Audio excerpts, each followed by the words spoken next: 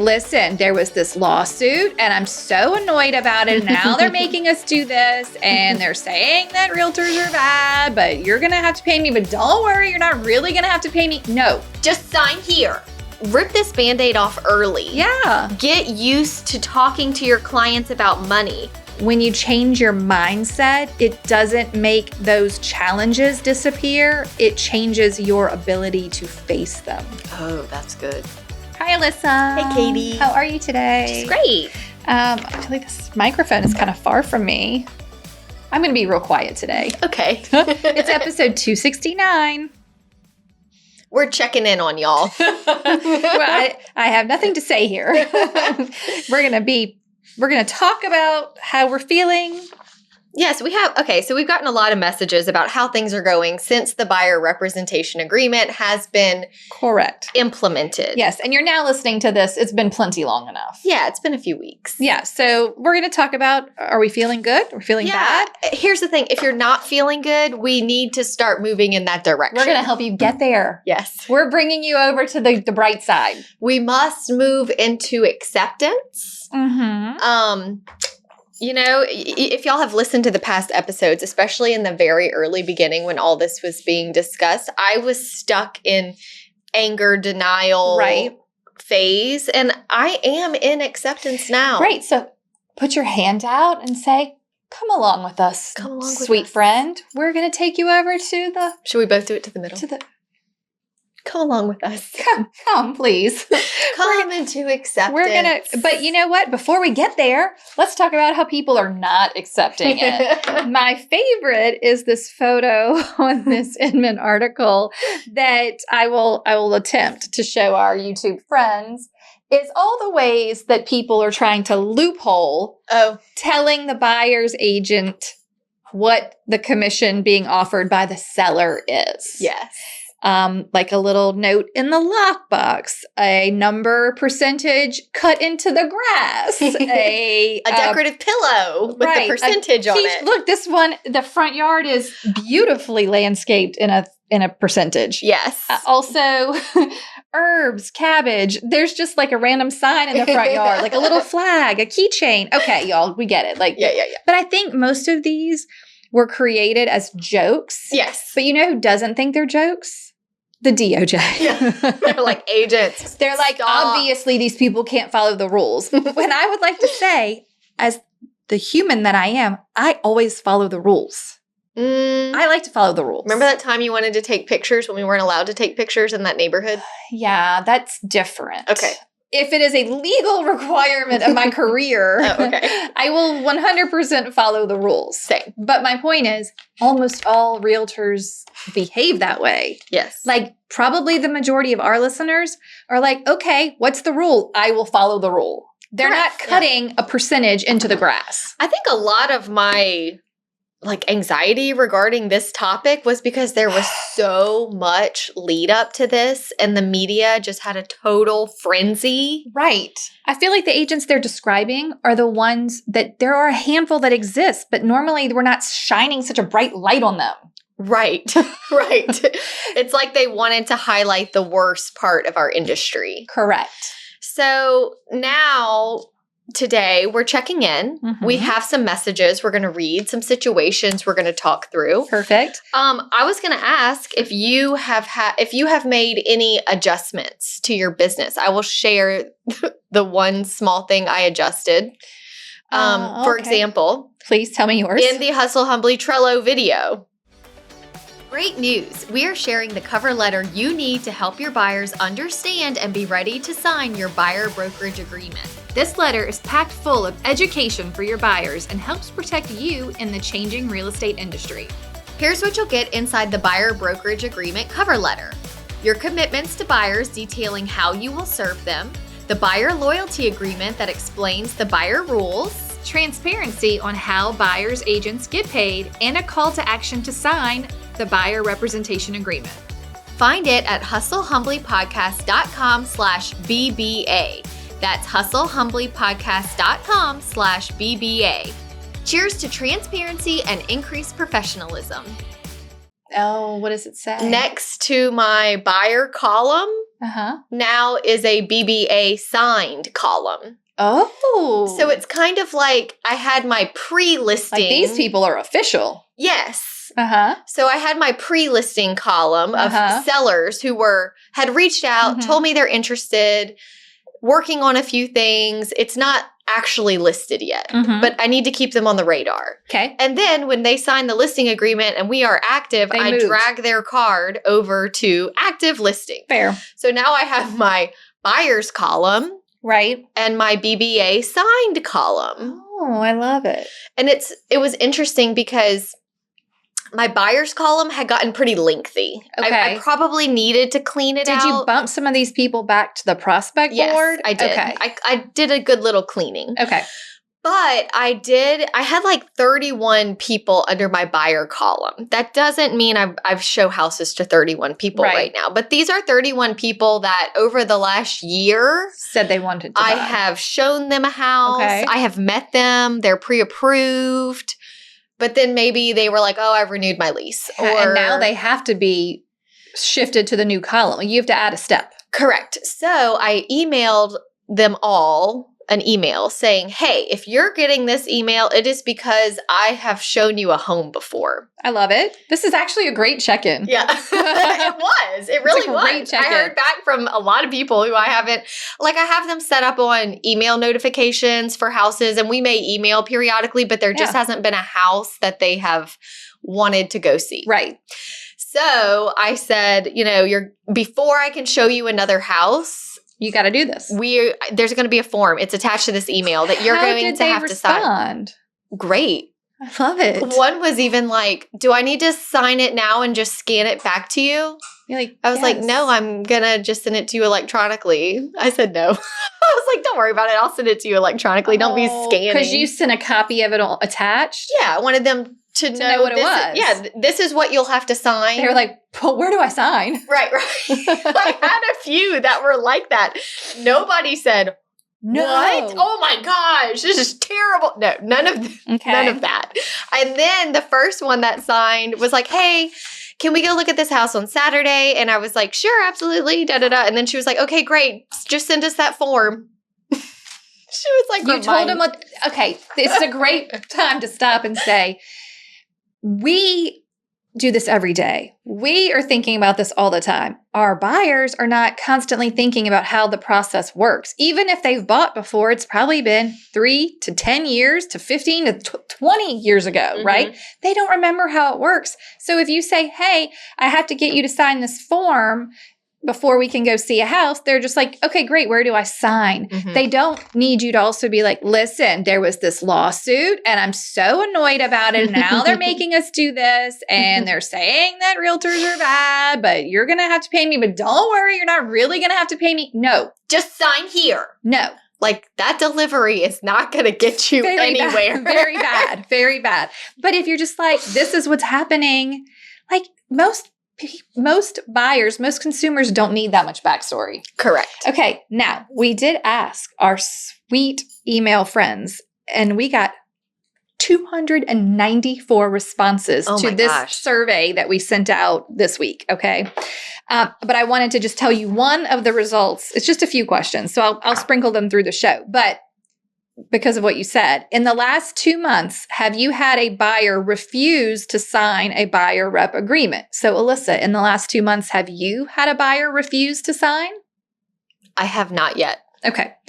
In our 300 respondents, only 14.8% said yes, someone refused to sign. So the overwhelming majority, 85% of agents said no, no one has refused to sign this. Yeah. Okay, so that's a pretty good number, especially for it being so new. Yeah. And I think that 14% is only going to go down as it becomes more and more normal. Okay, great. Let's go to this next question because this plays into that. Do you feel your broker has done a good job of preparing you for these changes? The irony is not lost on me here, y'all. 84.2% said yes. Almost the exact amount. 15.8% said no. So gonna guess if you fall into the 85% that's having no trouble with your buyers, you probably also fall into the 85% that have been trained. Well trained. Your mindset is good. Can you believe that? So much of this reminds me of things we have talked about all along. Like, if you are uncomfortable knocking on somebody's door knocking and saying, hi, I'm in real estate. And if you need to have a realtor, I'm a realtor. Here's my card.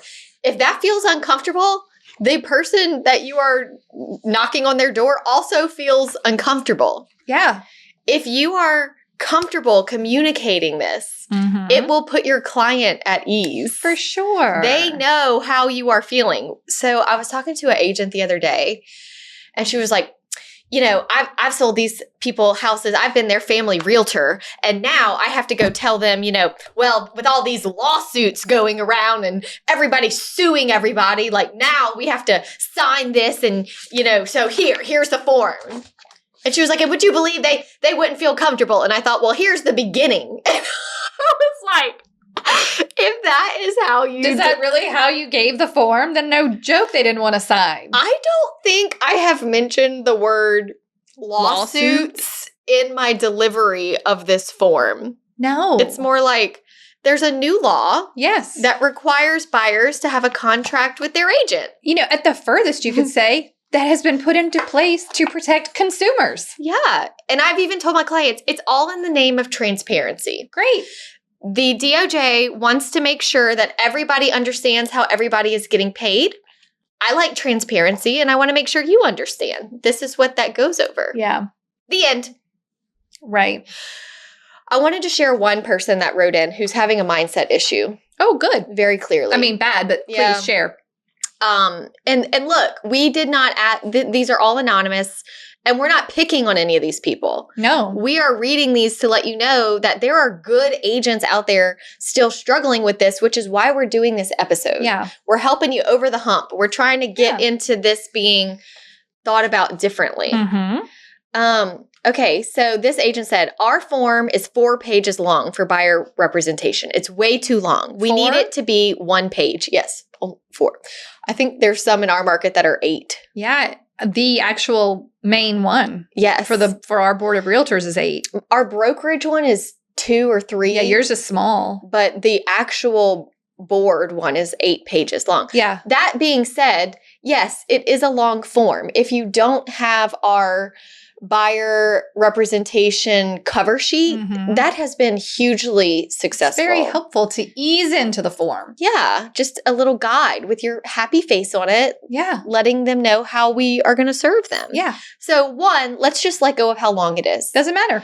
Because I'm sure it will be changed and edited over the next, at least the next year, a bunch of times. Yeah, so we just have to let go how long it is. Right. You also don't need to read all 8 or 4 pages to your client. No. It is their job as an adult to read it. It is our job to explain it. Yeah, if they want explanations. Yeah, they need explanations. We need to make sure that they don't have any questions. But have you ever sat down and read the whole entire listing agreement to your seller?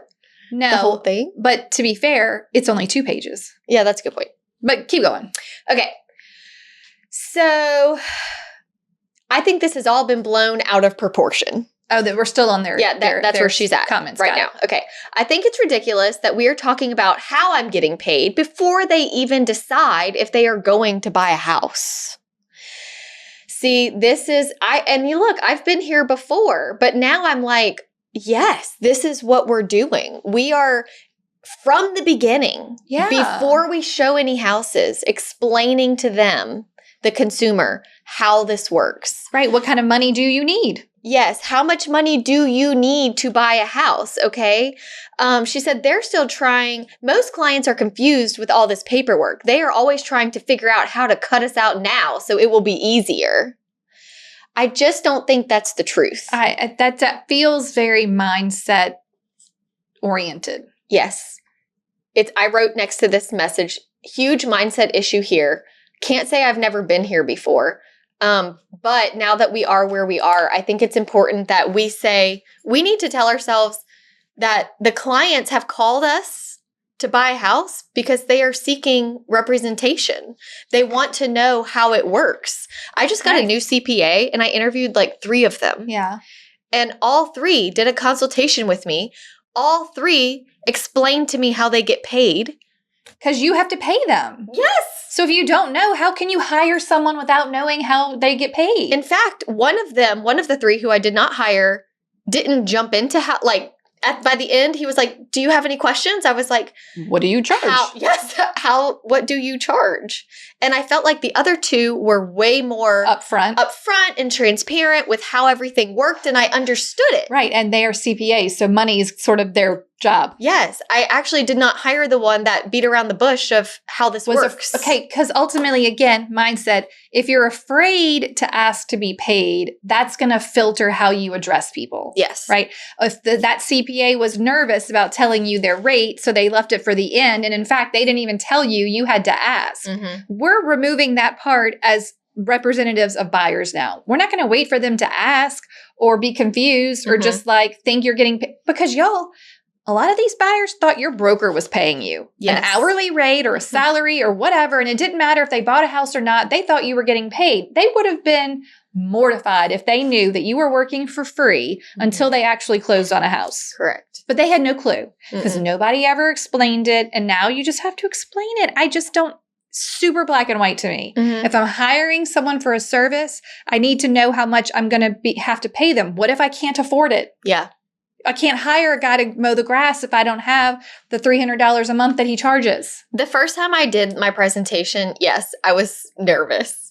Now that I've done 7 or 8, I'm like, it's already like, why hasn't it always been this way? Yes, this is a very light bulb moment. They need to understand all aspects of this. Yeah. We are not free. This is not a free resource. You can represent yourself. You always have had that option. So if you don't have the money to pay me, while I'm sad because I'd like to work with you, I understand. And I think that's a great point too. So someone said, so if we have a buyer who has been saving for a down payment and has enough for a down payment, but not enough to pay you, do they just not get to buy a house with an agent?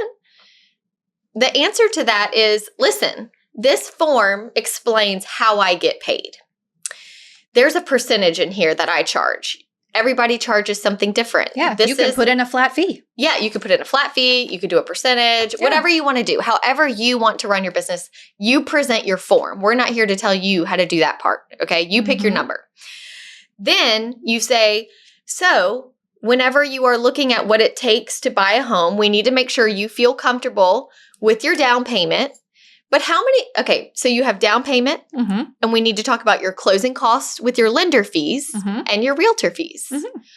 Good news, Mr. Buyer.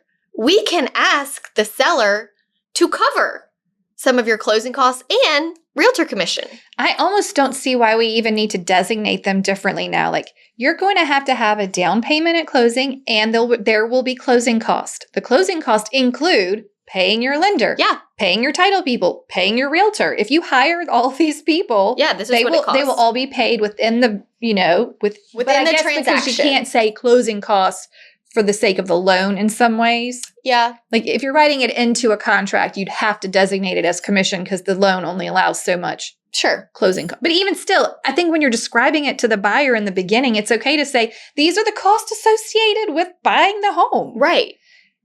So when we write an offer, since we know your budget, we have had that discussion. I know your numbers. You have told me.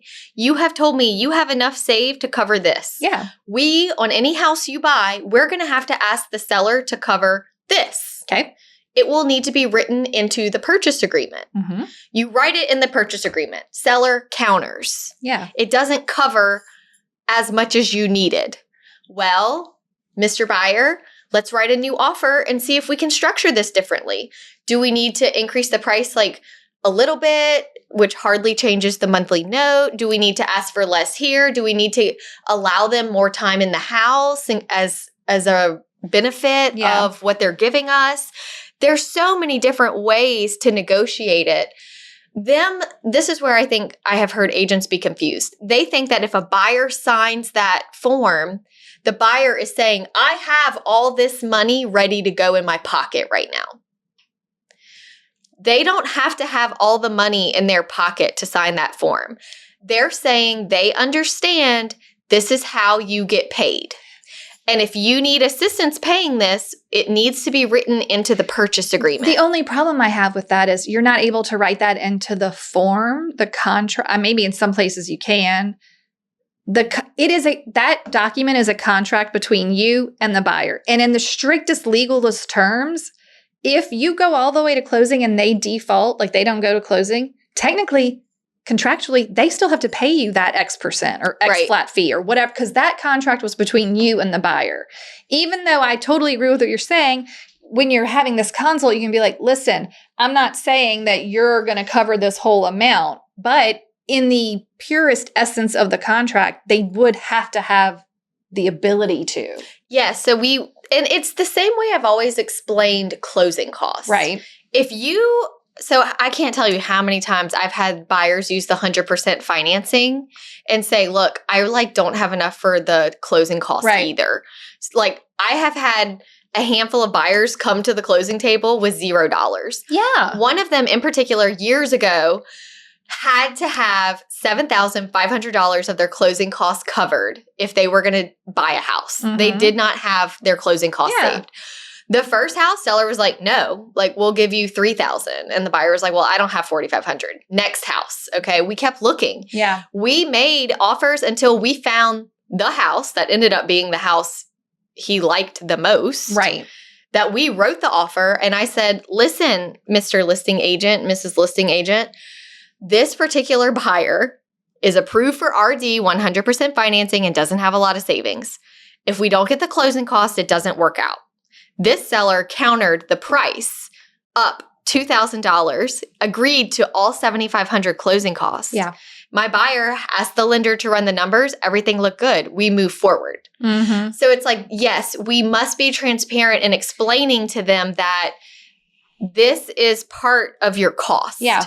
So if it is not covered elsewhere, if it is not negotiated into the purchase agreement, it will be your responsibility of your cash needed at closing. But don't worry, Mr. Buyer.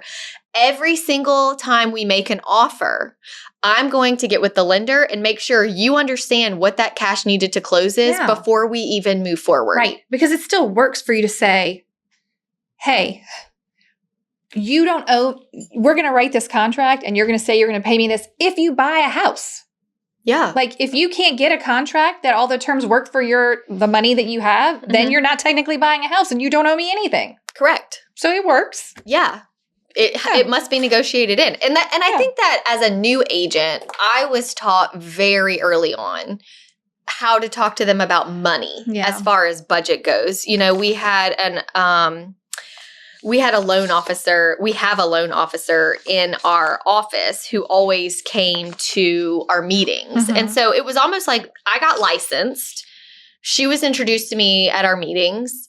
And it was like, this is what you do. You learn how to make sure people are pre-approved before you start showing them homes that they can't afford. Yeah. So I had another letter, a message from an agent. Great. She said, any advice for newer agents going through this market with the buyer's rep now thrown on top of everything? And I thought to myself, feels easier. I wish I could have started That's what I wrote. It's easier to start from scratch than make a change. So much easier. If you are a new agent. This is the only way I've ever known. This is the best thing. Rip this Band-Aid off early. Yeah. Get used to talking to your clients about money. I cannot tell you how much I had to work with first-time buyers who are, or not first-time, any buyer that is super tight on their budget. I was having to sit down with them and say, okay, what is your savings? Let's look at the numbers. Let's sit down with the lender together. Mr. Lender, here's a copy of the buyer rep agreement. How do we feel about our buyers? How much are we going to need to ask for this buyer to get in a house? Yeah. It's just adding another component to the game plan of what the buyer needs. Right. And yeah, there are going to be buyers that have more savings that are willing to pay more cash to get the price lower. Every buyer is different, but it is our job to understand what those buyers are doing. Okay. I've been seeing something that makes me laugh. All right. So if you're starting from scratch, I'm assuming hopefully you're one of the 85% that we talk to whose brokerage is training you in some way, right? Training you well. Giving you some talking points, some scripts, some documents, whatever it is. But there's the one that keeps circulating from, I think it's from NAR, that I'm like, why? Oh, no. 176 ways agents provide value. Oh, my. Like, y'all, please. I personally feel like, and when you start to read them, sure, it's all things that agents do. But it's also like, had to go to my desk and write up the blah, blah, blah, blah. And I'm like, had to drive over to the post office to mail the payoff. Whatever, you know what I'm saying? Like, it's every little tiny thing. It sounds weird and desperate. Like, you're like, I promise I'm working. Look at this 176 things that I am doing for you. Yeah. Like, y'all, it's like my friend Gary Vee says, you don't need to convince, have conviction. Yeah. I know that I provide value. I do not need to go to a buyer or seller and give them a literal printed out 138 ways that I'm going to serve you document. So they'll be like, oh, I see. I should pay you. It's just too weird to me. And I'm like, we need to relax, first of all. Yeah. Like, we just need to relax, take a breath, be confident in that this job has been around for over a century. Yeah. People still, over 85% of buyers and sellers have chosen to use an agent in the last year. Mm-hmm. It's going to be okay. It's going to be okay. It's going to be like, okay. It's just going to be okay. I don't need any more of these documents. So the New York Times wrote an article, and I only wrote down the title of it because it was God. It was good. Oh, okay. Tell me. It was. I was worried. Communicated well. They were saying that it's time for agents to face a new reality of discussing fees with buyers and sellers. The end. That's all it was about. Yeah, but I guess it's the new reality, quote unquote. It may be new for some people. Yes. What bothers me is that we have spent, and we're going to try and keep this more upbeat, but we have spent all of these years of our career fighting against that we are used car salesman vibe, and bless them. I'm sure there's some delightful used car salesmen out there, right? Mm-hmm. But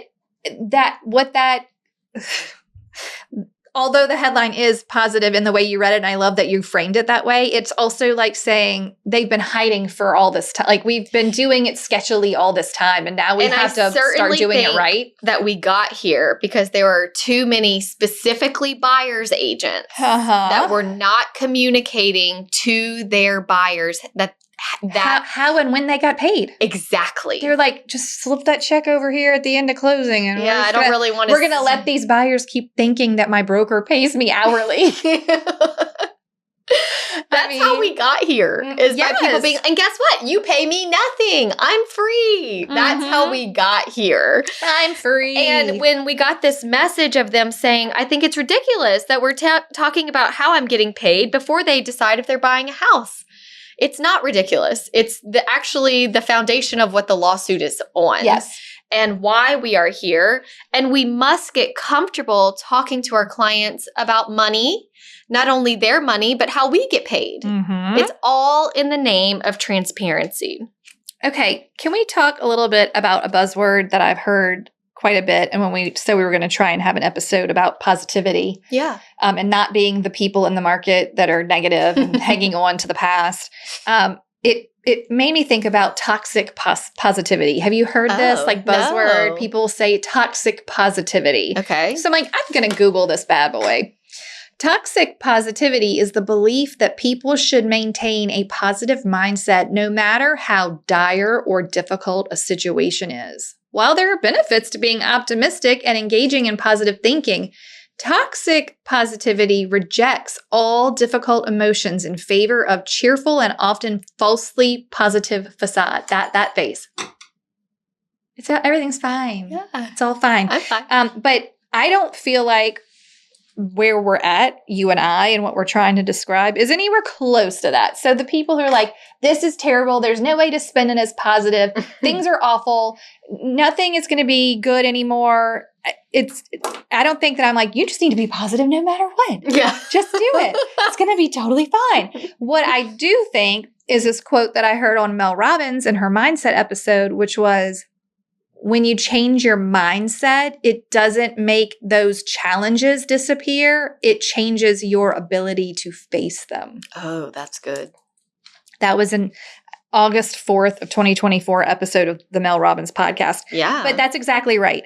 What we're trying to build is a mindset that can help us to handle a change, that can help us to navigate without crumbling to the ground and like in the delivery. Everything is terrible. Yeah, absolutely. And we had a lot of people say that they're like, how do I even present this? The first time I presented it, I was so long-winded and I could tell I totally freaked out my buyers. Did they bring up the word lawsuit? I'm sure. Not necessary. Not necessary. It really is like less of the backstory. Who cares about the backstory? Doesn't matter. It is what it is. Yeah. If you would like to buy a home, here's the form. It shows all the ways I'm going to work for you and all the things that we're going to do together. It also says you're going to be loyal to me. So when you see a house you like, you call me. You don't call the sign. That's what this says too. Yeah. It's both ways. Right. I'm working for you. You're hiring me. You're hiring me. I'm hired. You've been hired. Like you're interviewing, you're hiring, we're working together. Yeah. You're not working with another agent. You're not clicking the buttons. You're not calling the signs. We're working together. Mm-hmm. It seems super logical. Would you like to hear how our 294 respondents answered this question? Yeah. You would. Because I love the way we wrote it. One of my favorite things we do every month is meet up live on Zoom with our community members. Yes, those meetings are always fun, and I love hearing our friends in different markets share what is working for them. Hustle Humbly Community isn't just a monthly live. It also includes a private Facebook group where you will find us and an awesome group of helpful agents. Being able to find those helpful and like-minded agents on our referral and military referral list is a huge perk. If you're not in community, we invite you to join us now. You'll get the full prospecting templates pack plus access to the podcast search feature. There's so many benefits to the group, and we'd love to have you. Get in for just $25 a month. Head over to hustlehumblypodcast.com/membership to sign up. On a scale of 1 to 10, 10 being great, 1 being the end of your career, how are you feeling about the new buyer brokerage changes? So how are this little sampling of our audience feeling? I felt good about this. 92 people, 31% is the highest answer. Or do you want to guess? How are they feeling on 1 to 10? 7. 8. Oh, Positive. pretty good. 31% are feeling Feeling good. at least a B. 22% were on a 7, 13% were on a 9. There is a little blip here. I'll show you the chart at the 5. Oh, there was like they're still like, I don't 11% was like, I don't know, 50-50. Yeah, 50-50. Maybe it depends on the day. Yeah. How did I wake up this morning? How did today go? But I thought that was encouraging. I feel like every time I drag someone's name from the buyer column to the buyer rep agreement signed column, I'm like, I was hired. You did it. That's right. Because think about how good you feel when you take a listing. Yes. Like I won the listing. You won. I feel that way You won now. this business. Yes. And hopefully you will find a house. Right. Okay. On a scale of 1 to 10, 10 being great, 1 being, why would anyone hire you? How do you feel about your buyer presentation and delivery of your buyer rep agreement? So your friends here that are struggling with the length and everything, how do you feel about it? Highest group, 28%, 81 people are this number, 1 to 10. Yes. How do they feel about their presentation? Well, based on all these messages we've gotten, I feel like they're not feeling very good about how they're presenting it. Okay. So maybe a 4. An 8. Wow. They feel good. Okay. Now, 14 people did say 4. So Okay. there's a handful. Look, 5 people were at a 1. Like, why would anyone hire me? Oh, I'm just not good at this form. I'm not good at the form yet. But the vast majority of everyone was on the positive end of the spectrum. Yeah. Okay. So again, good job, y'all. Yeah. And do you know what really helped me get to this point? So tell us. I found it cruel that the go into effect date was the same date that school started for you. us. Yeah. So all these amazing trainings and office things, like I just wasn't able to be as present with because I had my children. Mm-hmm. Well, as it was approaching, I was like, I got to get in high gear and catch up because my office is way ahead and I feel behind. You're way behind. Our leadership class at the board had a discussion forum. At the end of that, I was like, I could feel myself changing my thinking about this, like seeing the positive side of it. And then I was able to get to some of our office meetings and I was like, yes, this actually does make sense. You know, it's like it just started clicking. Good. Once I was having helpful discussions about it and not just complaints about how negative it is. Right. Because also Gary likes to say, don't put the past on a pedestal. Yeah. And that's what happens at first when we get one of these big changes. Because this isn't the first time, y'all. No, it's not. Do you remember Dodd-Frank? Were you around? Whenever they changed the rules to the 3-day closing disclosure? Yeah. And everyone was like, how are we going to do that? Everyone was like, this will never work. Nothing will ever close. Everything is going to just crumble to the ground. I can't imagine not having it now. Now you're like, why would I not want to know 3 days in advance something is going to close? Before that law came into effect, I can't count how many closings we were sitting there waiting. Every one, I didn't know until minutes or hours before if I was really supposed to get in my car and go to closing. So just like this, now in 2 years, you're going to be like, how did I ever start going to do showings without having a buyer under contract saying, you're my agent? Yeah. Why would I do that to myself? Right. It's going to be just like that. Yeah. I have one to get your thoughts on. Okay. This agent said, I feel like in my area, it is hit or miss on if people are giving pushback to the buyer form. Most act like this has been this way the whole time. Not a big deal. Okay. The most pushback I am getting is from my sellers. What? Did we get more? No. Like, why? Why would a seller have any pushback? If anything, I feel my sellers are delighted. So yes, it depends on the delivery. And look, here's the thing I'm also noticing. Every state is like so different. So different. Do you know what I learned from reading? And you may know this. This is not happening in Canada. Well, no, they're not part of NAR. I know. I just didn't. That didn't click. They've got their own vibes up there. Yeah. They're just like doing our thing. Yeah, but yes, every state is totally different. The implementation per state is very different, and you can also tell like there are some states that are being a little bit more resistant to these changes that are trying to find ways to make it what it was. So I think in a way, I feel very lucky that we're in a state that's like, this is what the rules are. We're going to follow them. Here are the correct forms. They're completely in compliance with what the actual intention of these changes are. Yes. Right. We're not trying to get around them and put a number in the grass. No. We're not trying to figure out how to make sure all of our sellers pay exactly the same thing to every single person. But to be fair, I feel like our market was already pretty spread out. It wasn't like every single seller paid exactly the same thing. No, we had a lot of different prices. So we're lucky in that way. Yeah. But, okay. What's your next one? Another challenge that they're having is, I agree. The most challenging piece has been that each brokerage is training their agents differently when it comes to how the purchase agreement should be written and how everything should be disclosed. And yes, and I wanted to touch on that too. The agents who I have spoken to, who are struggling with the negative mindset, just feeling really down and out about the industry, really down and out about the delivery, they are letting a lot of the outside noise get them there. They're like, did you see what so-and-so posted? Did you read in the Facebook group what they said? Did you see? And I'm thinking, now's a good time to quit Facebook for a minute. Yeah. Like, who cares? If they want to put out false information, right? The only person they are hurting is themselves. Right. And when we see an agent give unprofessional advice, we just need to smile and say, next year your clients will be my clients because you won't be here. You won't be here anymore. And I will be because I'm operating as a business from a professional standpoint. Yeah.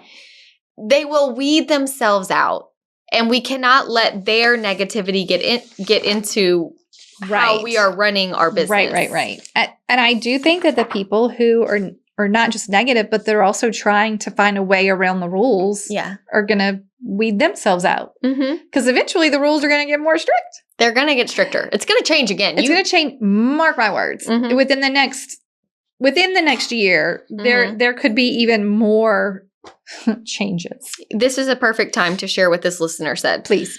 When this first all started, I immediately jumped into renewing my ABR. I retook the class and was going to everything my broker was offering. My anxiety didn't start until all of the chatter in the Facebook groups. So I have really tried to focus and leave the noise outside of my business for now. Okay, That's what we must do. I love that because I put in my notes that now is the time to keep your head down. Yeah. Don't bury it in the sand. Like, I don't pretend like it's not happening, but keep your head down. Work in your business, work on your business, set up your systems, focus on the work, not the change, right? Like, let's focus on actually, all right, well, so how am I going to handle this? What is my script going to be? What are my forms that I'm using? How do I want to put those into my email template? But Katie, their form is shorter than ours. I don't care.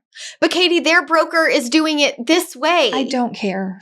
Like, I'm just going to have to figure out you run your own business. Yes. As long as you're doing it within the constraints of the rules and what your broker requires, I couldn't care less what everyone else is doing. And I certainly don't care what they're saying in a Facebook group.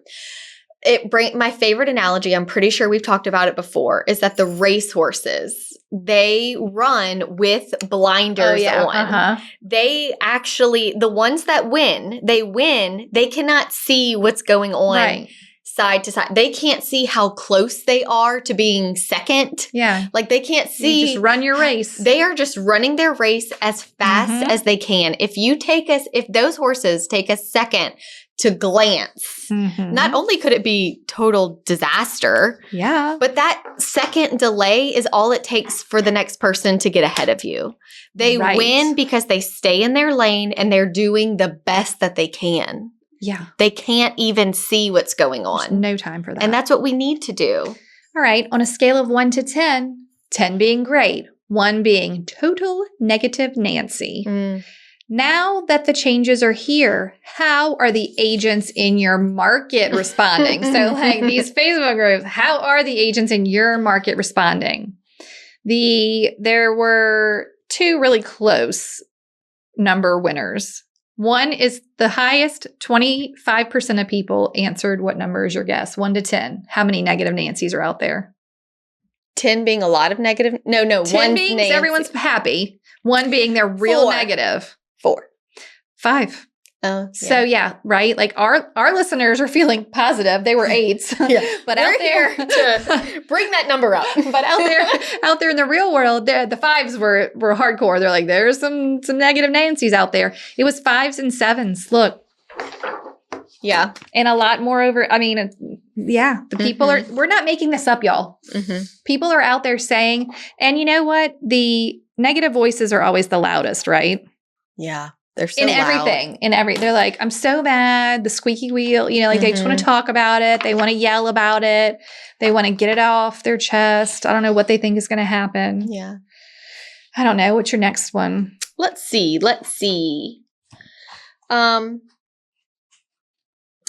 So this one, she said she was getting frustrated because it was like the day that the agreement came into law. The date is here.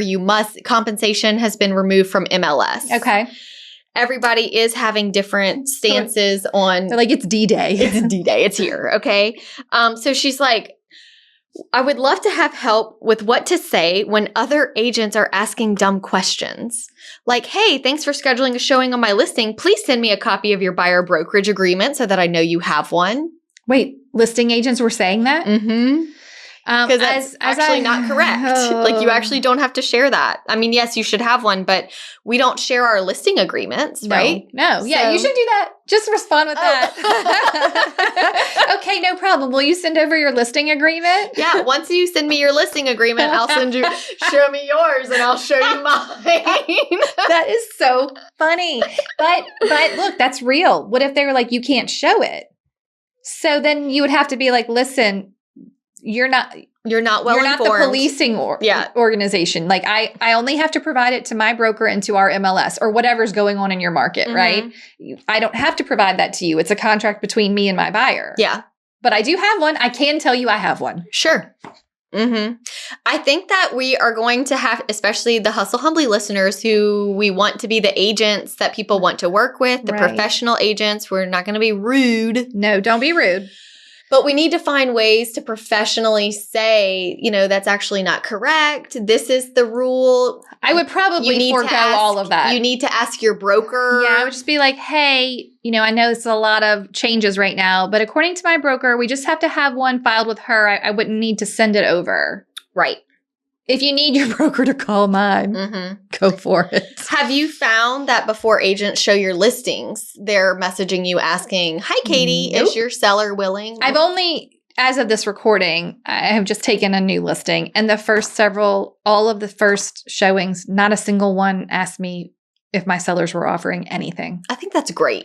Now, I have not gotten an offer yet. I prepared my seller that it may be in there. Sure. But I haven't gotten one. Did you have someone in there that was talking about multiple offers? I had a personal story. Okay, let's hear it. So there was one here. Let me find her. Yeah, and you have stories in here too. Yeah, I did. A good story. Not good. Interesting. Not bad. Just interesting. Okay. One of our agents wrote in and said that she is feeling nervous and in her head about when a seller's not offering to pay or offering to pay less, or what about if it's a multiple offer situation? Yeah, what do you do? So I wanted to share, I just had one of my listings have a multiple offer situation. Okay. I thought, well, this will be interesting. I'm curious to see how it goes. So this particular seller has opted to, yes, he's not giving a exact percentage. He's saying, I am negotiable and willing to work with the buyer's agent. Whatever the buyer needs, overall, everything needs to be in the purchase agreement. Yeah. So I can evaluate the total offer and respond accordingly. So we get an offer, the first offer so we're not competing yet, right? We get the first offer. It is full price. I don't know what I'm allowed to share. With a buyer brokerage agreement percentage written in it. Okay. My seller was like, great. We would like to move forward with accepting it. I said, okay, before we do, let's just check with these other showings and make sure nobody else wants to make an offer. Okay. So I alert all the other agents, and one agent is like, yes, we want it. Okay. Well, they sent in an offer, but they sent it in too late. So we ended up just accepting the first offer that came. Okay. Because I had given them a deadline, nothing came. Okay. Hours after the deadline, the new offer comes in that was supposed to be competing. Okay. So it's $3,000 over list price. Great. With a reduced buyer's agent commission. It was less than the other one. Yeah, reduced from what we already had. Okay. It was a lesser percentage. A lower number. So higher price and a lower commission number. So I responded and said, hey, I'm so sorry. The deadline was this. We have already accepted the other offer, but I will be happy to put you in place as a backup offer. Okay. She's like, okay, well, if that's going to be the case, then I'm going to just send you a new offer because I was only willing to reduce my fee if we were in a multiple offer situation. So she said, don't accept this offer as it's written as a backup because I'm going to just send you a new offer. Right. So let this one expire. New offer is coming your way. Okay. So she rewrote the offer and upped the buyer agent commission that she originally asked for, which my sellers accepted. And she is now in place as a backup offer.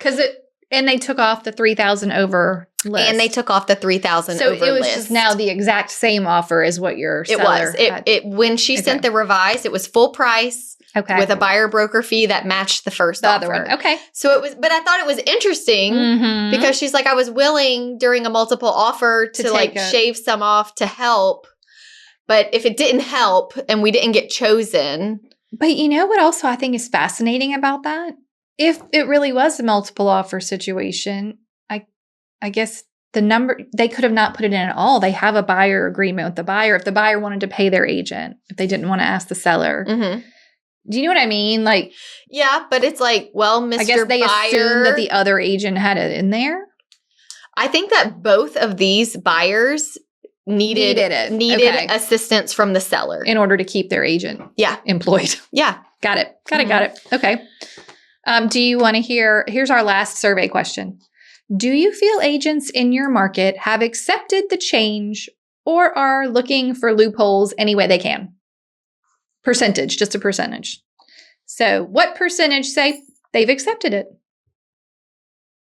I think 60% have accepted it. Very good. 65. Okay. But 35% is still a pretty big number that are looking for loopholes. They're still planting flowers in the yard in the shape of numbers. 35%, that's a lot. That are like, yep, people are still doing that. Yeah. I thought that was interesting. Interesting. Okay, that's all of our survey questions. And thank you if you were one of the 300 people that responded to our survey. That was super helpful to see where everyone's minds are at and what their markets are doing since it's so different everywhere. Oh, this was a funny comment. You ready? Oh, good. I can't wait. This agent said, so far, everyone in real life has been pretty chill. It's all the fictitious. but those hypothetical people are really mad. Yes. So everyone in real life has been pretty chill. The only experience I have with any negativity is not even from other agents, but people on Reddit who can't buy houses anyway. Reddit's getting Reddit is sassy about everything, though. I know. Like, what did you expect if when you were on Reddit? They are all sassy. Yeah.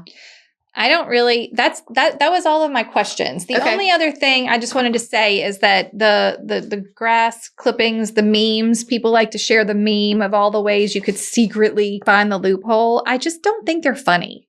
Yeah, because you're actually just raising a big red flag and being like, DOJ, look at us. We don't know how to follow the rules. Right. This isn't enough. We're going to keep trying. Yeah. So maybe don't do that. Can we end with a situation? I would love to. Okay. And I put on here, I need to ask Katie about this. Oh, I can't wait. Okay. It's a little long. Ready?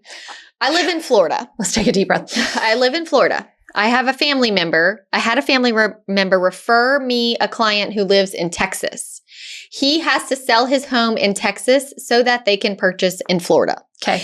He stated his home in Texas is not ready, not on the market, and they have actually not come to a final decision on what their deadline is and if they're moving. Okay. However, he came to Florida to visit family. He called me while he was in town and wanted to go view some homes. Okay. Without a pre-approval. Okay. He said he just wanted to get a feel for houses and make sure he wants to live here. Mm-hmm. I let him know about the industry changes and that I would need to have a signed agreement to show him a home. Mm-hmm. I advised that he also really needs to get pre-approved with a lender prior to touring. Mm-hmm. I even offered to send him open houses, but he was only available on a day when open houses were not happening. Okay. He is not in a rush to get pre-approved. His logic is he just wants to see houses first. After telling him this, he sort of ghosted me. Then he followed up with me to let me know he called a Zillow agent who was willing to show him houses and did not require him to sign an agreement or be pre-approved. He stated that this agent showed him houses on this date with no signed paperwork. I understand that he wanted to work with me and he was a serious buyer who would have signed. He just said he wasn't ready yet. He used the Zillow agent to show him around, and I feel bad that he may have felt that I just wasn't willing to help him. It's not that I wasn't willing, it's just that I was following the law. That agent may end up with the client. This potential buyer came from a family referral, and that could have turned into more referrals, and I'm just feeling really bummed out. Okay. I think some of what this person said would be really helpful to just say to the buyer and probably the referring family member, hey, I know that you ended up talking to a Zillow agent. I'm so sorry we didn't get to meet in person. You know, this is a transitional time when these rules have just gone into effect. Unfortunately, the agent that met you at these homes was actually breaking the law. Mm-hmm. And I just don't feel comfortable doing that. It doesn't mean I don't want to work with you. Right. Like, I would really love the opportunity to still work with you since you haven't signed anything with him. Yeah. You're still good for me. So whenever you're ready and you feel but maybe then it's also like, hey, I can understand your trepidation about signing a form. I'm attaching the form. I'm attaching my buyer brokerage cover letter. Here's some descriptions of what this actually means. Mm-hmm. And whenever you are ready to seriously start looking, I would still like to be considered for that job. Also, I think you could say, and I'm happy to Zoom or meet in person and do a buyer consultation. Mm-hmm. It doesn't mean you have to be pre-approved or you have to sign anything. I just can't show you homes without you signing this. Yes. So like, I'm not against seeing you or meeting you or starting to build our relationship, but I'm going to tell you a story. Okay. I cannot tell you How many times I have said, hi, Mr. Buyer, Mrs. Buyer, Mr. Seller, Mrs. Seller, while I'm at the pre-listing interview. This is all of my information. These are all of my materials. Look at my buyer folder. Look at my seller folder. They're so La, la, la, la, pretty. la, la. Yeah. At the end, I'll be like, this is the agency disclosure pamphlet. It explains what agents do. It explains what dual agency is. It explains what a client and a customer is. And I point out all of the things. And then I say, right here, it says, your signature in no way enters you into a contract, but it shows that I have given you this information on agency law. So I'll need you to sign right here. And then they'll be like this. And then if I know they've interviewed other people, or if I know they've seen houses with someone else, I would say, you may have already signed this with another agent. And they're like, no, I haven't. I'm like, well, that's funny. I'm required to get this signed by law. Mm-hmm. And they would be like, well. well, those agents weren't following the law. I don't want an agent that doesn't follow the law. Right. Do you know what I mean? Like Yes. that guy, that situation, the Texas guy to Florida who may never move to Florida, so don't cry over it too much. Yeah. He wanted to see houses that day, and he would do anything it took to see houses that day, right? And because you followed the rules doesn't make you look unprofessional to him. It makes you look very professional. But I do think it's worth a reach out to say, hey, I'm bummed that it went down this way. This is a transitional time. I would love to work with you, but I can't break this is a law. Right. And I have to follow the law because it's the law. Mm-hmm. And this is what my broker tells me I have to do. Mm-hmm. And this is what the legal system tells me I have to do. Right. What would you do? So I heard of a situation of a good friend of mine who's with another company. And she was telling me that she got a sign call on one of her listings. Okay. I have not been in this situation yet, okay, where I've had a random stranger call me to see one house as at the time we're recording this, where I've had to implement this. So I said, what did you say? And she's good with words. She's like you. But she said, I just tried to keep it very casual and say, absolutely, I would love to show you the home. Can I ask you a few questions? Did you have an agent you were working with? Have you signed anything with anybody? No, we haven't. We just kind of started our house hunt. And she says, okay, great. Well, as of this date, there is a form now that is required by law to sign before I can open a door for you. And she was like, would you be willing to sign a form so that I can show you? And they were like, well, how long of an agreement is this form for? And she said, well, why don't I bring it with me today and we'll meet and we'll sign it and we can just sign it for one day and I'll show you my listing. She said, you also have the right to be unrepresented, but we can sign this one form and after today we can evaluate. And they said, that's fine. So she shows up with the form, meets them, they sign it, they go in the house. She spends like 45 minutes in the house with them. It's a big house. It's like one of her luxury listings. It goes very well. And at the end, they said, well, it wasn't the house for them, but thank you so much for explaining everything to us. Where do we go from here? And she said, I can send you this form just in a more extended version. We can extend this deadline now that you have met me and we have interviewed each other. She said, I feel like y'all would be a good fit for me. Y'all are the type of client I would want to work with. So if that is reciprocated, then I can just send you the next level of this form for 3 months, 6 months, however long you want to put. And they said, sure, that would be great. And they signed she called it the extended version of the form. Was the first form a ministerial acts form or was it actually? It was a buyer rep agreement. It was an actual buyer rep agreement. And in the blank, they just put that one day. And in the location. What did they put for the fee? Did she tell you? Like, was it a percentage? It was a percentage, but she didn't. Yeah. Okay. So she put a percentage there and they understood. So. Okay. They were wanting to work with her. And so after that relationship was formed, they signed the longer version. They got pre-approved and she's showing them houses as buyers now. Yeah. And I think what I've heard in some places, or maybe all of them, I know Zillow is offering this touring form, right? Yeah. So they can meet the requirements-ish, right? As close as they can. And I don't know what their form said, but I think it got rejected. Yeah. I think some states were like, no, not good enough. This isn't going to work. But so I think that's still, and the touring form or whatever would be like a 7-day period or just for one house or just whatever. I mean, but if this person who wrote in, the Zillow agent didn't even do that. They're just like, yeah, I'll be right over.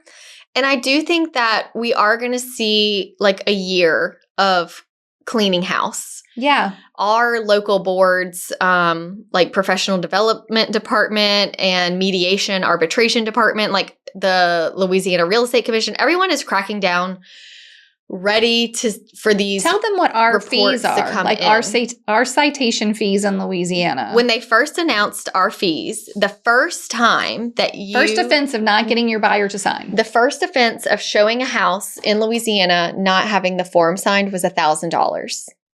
The second offense was $2,000. The third offense was $3,000 and a suspension of your license. Mm-hmm. So these are not petty numbers. They are taking this very seriously. No, but then they backed them down. They did. But I think that people were like, what? And so now it's 500 first offense. 1,000, Yeah, like 1,500 or something. Yeah, I think it went up 500 increments. Yeah, the people, I guess, were like, no. Yeah, but why? If it's 500 or 1,000, don't do it. Follow the law. But some people, just like some people break any law, right? Yeah. Like, if that's not something you're going to do, then it does. Look, if someone else is breaking the law, that is not my problem. Mm-hmm. However, if someone's stealing your business by breaking the law, maybe you need to turn them in. Yeah, and I don't think there's anything wrong with her. People report everybody. It's so frustrating. Like if you accidentally have like a corner of a sign in a photo or anyways. So I think during this time, it's actually our duty as the professional agents to report bad behavior. Yeah. Because we are doing everything we can to keep this industry's reputation high. Yeah. We started Hustle Humbly in 2019. With the hopes of bringing professionalism back. We were making some really good progress before things are going great. Before all of this went down. But at the same time, it's like we had to take like 20 steps backwards, but I think it's going to catapult us forward. For sure. Like give us a year and look around and see who's still here and how they're operating. And it is going to be good, I think. I think so. Mm-hmm. I have one more question for you. Oh, great. Okay, this agent said, how can I get a consumer to come into the office or meet at a coffee shop for a buyer consultation? That's the whole question?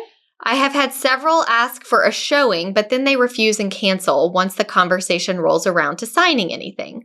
The general public has no knowledge of this lawsuit, which I initially thought could be a good thing, but is kind of negative. Several people simply refuse to speak to me further, saying I'll find someone else to show me because this was their past experience. Any guidance is appreciated. I think that there is not a one-size-fits-all answer to this question. I think it's going to be very situational. Just like in the example I gave with my friend who was a listing agent with the sign call, that conversation went well. She said what she needed to say, and they agreed. Yeah. And they agreed to abide by the law and sign the form, and it worked out. Yeah. It could have easily gone the other way. But look, this is no different than you being the type of agent who only shows to pre-approved buyers. Yes. You would still be getting calls. And sometimes buyers would say, well, if you won't show me, I'll get someone else who will. I don't want to do my pre-approval now. Mm-hmm. And what would you have done then? Right. You would have just been like, okay, well, this is my policy. Right. I say, it is my policy that when I show a home, I am making a commitment to the seller that my buyer has been vetted and pre-approved and can actually buy your house if they like it. Yeah. I'm not going to bring a stranger into your home that hasn't been vetted. I also think that the response to this form is going to be very different depending on who your clients are. Yeah. If this is repeat referral business, you are going to be just fine. Right. You're going to be just fine. If it is some sort of lead source, it is going to be much harder to get a stranger. Because you have no like and trust. Right. They don't know you. They do not trust you. They don't want to sign a form with you. They want to see a house. Yes. But this is the law. And so all you have to say is, I start all of my buyers off with a consultation. We can do it via Zoom or at my office or at this coffee shop on, this day or these hours or whatever. Let me know what works for you. I think that you cannot let the fear of losing somebody be what makes you break the rules? Break the rules or adjust how you run your business. Yeah. This is how I run my business. Right. Your boundaries and your buyer rules are going to have to be more firm than they ever were. I'm not going to make exceptions Yeah. of how I run my business out of fear that I'm going to lose you when I don't even know you. Yeah. And it's a lot. This is easier. This isn't just my rule. It isn't just what I want everyone to be pre-approved. This is the law. I'm required to do this by law. Right. Unfortunately, if I don't have you sign this document and I show you this home, I can be fined $1,000. Yes. Or whatever. Or lose my license. And I really love being an agent, so I definitely don't want to lose my license. Yeah. And if I lose my license, I can't serve any buyers. Right. It's just not worth it. It's just not worth it. And people are going to push. People are going to push to see if you'll bend the rules or if you'll break. And when you lose that client, you need to say, that was a close one. Yeah. I can now focus on people that respect how I run my business, and I'm open for business that is with people who respect how I do it. Right. Right. I have 2 messages to end with. Great. First one. I just love y'all so much. Oh my God. Well, thank you. Y'all are always so encouraging. And between my incredible broker and y'all, I feel I was so prepared for this. Oh, I love that. Thanks for all the great info. Turns out it was way scarier when it was in the future than it actually is now. That's how I feel. It's not that hard. Now that it's here, I'm just like, let's do this. Well, it's Rip fine. that Band-Aid off. Okay, the second one. We are realtors. We can do this. We overcome challenges. This is good for our clients. Yes. For our clients, y'all. It's not about us. Stop whining and deal. Let's serve our clients and be the best we can be so that we can help our clients achieve their goals. Right. It's about them. Right. Get educated. Understand the rules. Follow the rules. Right. Know who you are representing and stay on your side. We've got this. We are the professionals. Thank you, Katie and Alissa, for all you do to help us. Well, you're welcome. I hope this was helpful. I know there's so many scenarios we didn't even get to. We're going to cover a bunch during community. Yeah, during our community live. Which will happen after this air date. So if you're not yet in community and you want to hear the other stories from this list from our sweet friends who wrote in, you can join. hustlehumblypodcast.com/membership. Perfect. So join. And then you can see our faces while we talk about we can have a real therapy session. Yeah. Real back and forth. Okay, let's hear a toast. Okay, great. Goodbye. Hey there, this is Sheena York from Prineville, Oregon, and today I would just love to toast my very good friend and office mate, Jessica Lay. Jess, thank you so much for constantly being inspiration and just bringing so much light and joy to the office and answering questions and just being such a great friend and mentor, and you're an inspiration. Thanks, girl. Thank you so much for tuning in to the Hustle Humbly podcast. If you enjoyed this episode, please go to ratethispodcast.com/hustlehumbly and leave us a review or drop a comment if you're listening on Spotify. If you have an episode topic or someone you'd like to toast on the show, please email us at team@hustlehumblypodcast.com. Find us on social media at Hustle Humbly Podcast. Don't forget to find all of the free resources at hustlehumblypodcast.com/resources. See you next week.